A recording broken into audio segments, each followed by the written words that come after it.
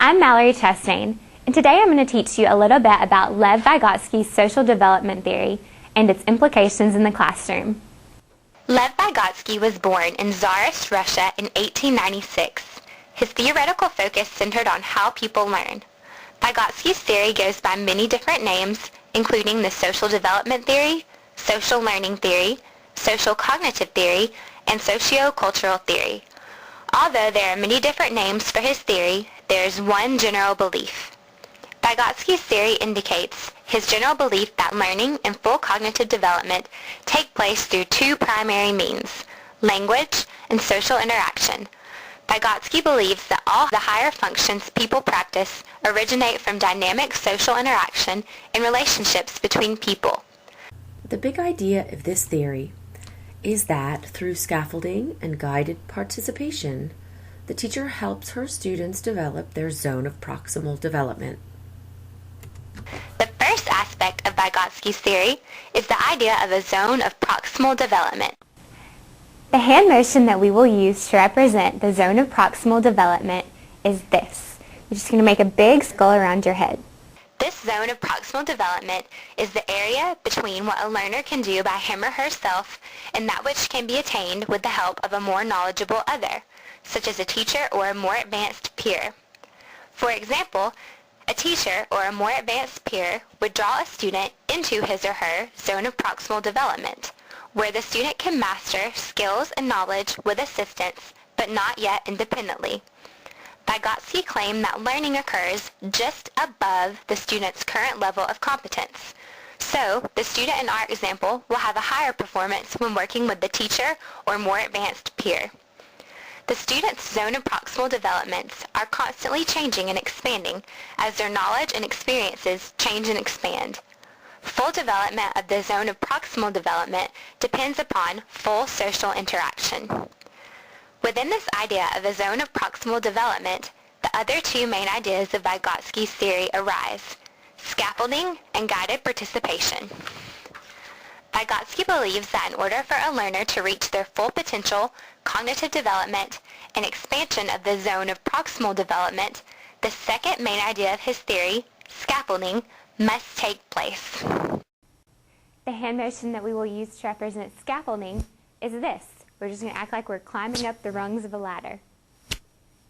Scaffolding is a six-element approach where a special type of assistance is offered by a more knowledgeable other, such as a teacher or a more advanced peer.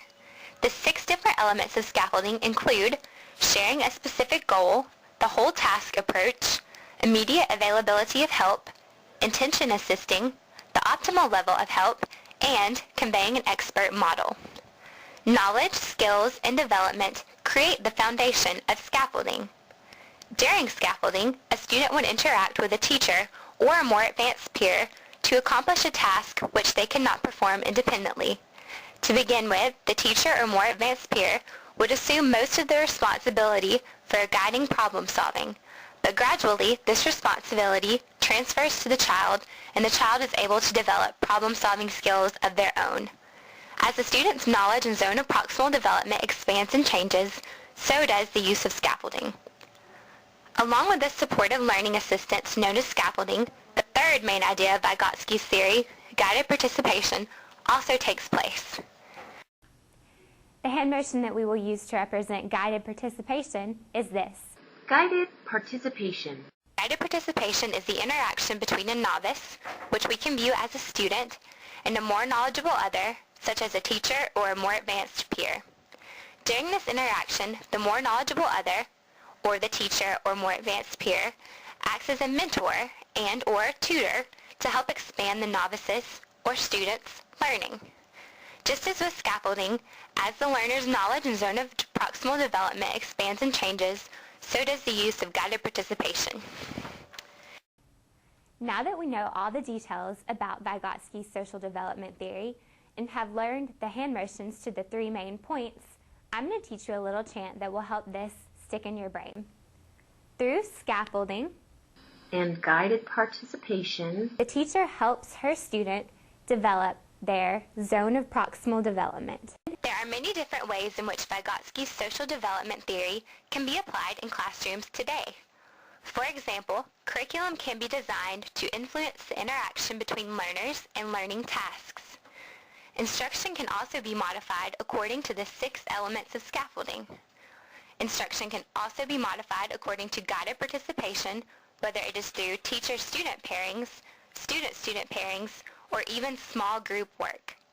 Assessment methods can also be altered to take into account the idea of the zone of proximal development.